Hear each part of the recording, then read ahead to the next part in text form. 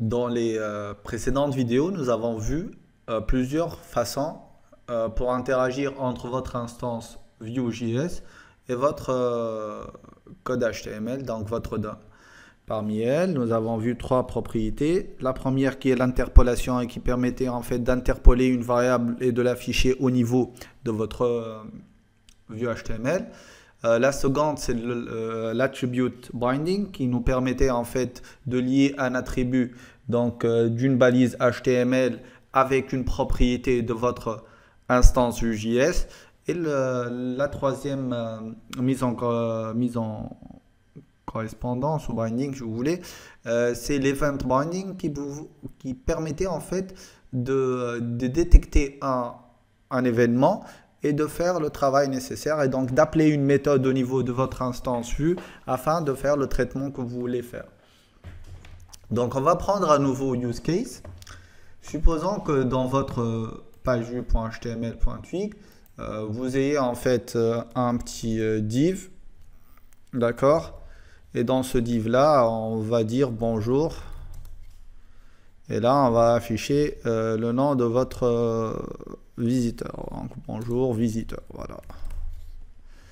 Bienvenue dans notre site.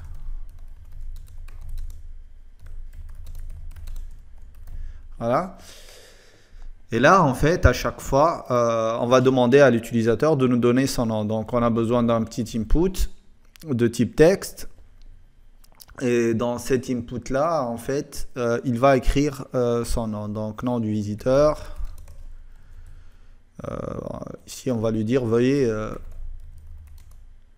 mentionner votre nom. Voilà. Et là, on va faire en sorte, ce qu'on veut, c'est que lui, lorsqu'il va taper son nom ici, eh ben, on va modifier cette valeur à ce niveau-là. Donc on aurait pu faire tout un chemin en disant qu'à chaque fois il va cliquer, on va récupérer la propriété de l'input et on va la concaténer ou la affecter à notre variable visiteur qui va se trouver au niveau de notre vue. La deuxième façon de faire, c'est d'utiliser ce qu'on appelle le two-way data binding. En fait, on a besoin d'écouter en même temps à un événement et de modifier le contenu d'une variable. Donc c'est comme si on faisait du two-way, en fait, c'est une écoute sur les deux, dans les deux sens. Donc pour faire cela, déjà il faut aller au niveau de votre vue et ajouter la propriété que vous voulez gérer. Ici je vais l'appeler visiteur. Voilà. Au début mon visiteur, on va l'appeler anonyme. Voilà. Et je ne sais plus si ça s'écrit avec un seul N ou deux N, je ne sais pas, je m'en fous. Donc, bon, on va aller poser la question. C'est anonyme. Voilà, c'est un seul N. Ok, désolé.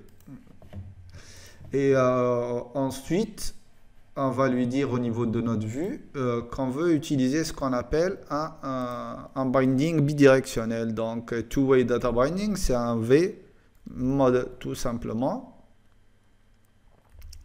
Et donc là, on va lui dire qu'on veut binder la propriété visiteur. Et donc, qu'est-ce qui va se passer? Et ben, lui, il va associer cette variable visiteur à notre input. Et au départ, la valeur de l'input va prendre le contenu du visiteur. Et si je change ce contenu-là, automatiquement, la valeur de la variable visiteur va changer.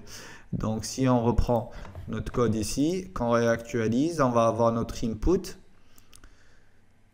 et notre message.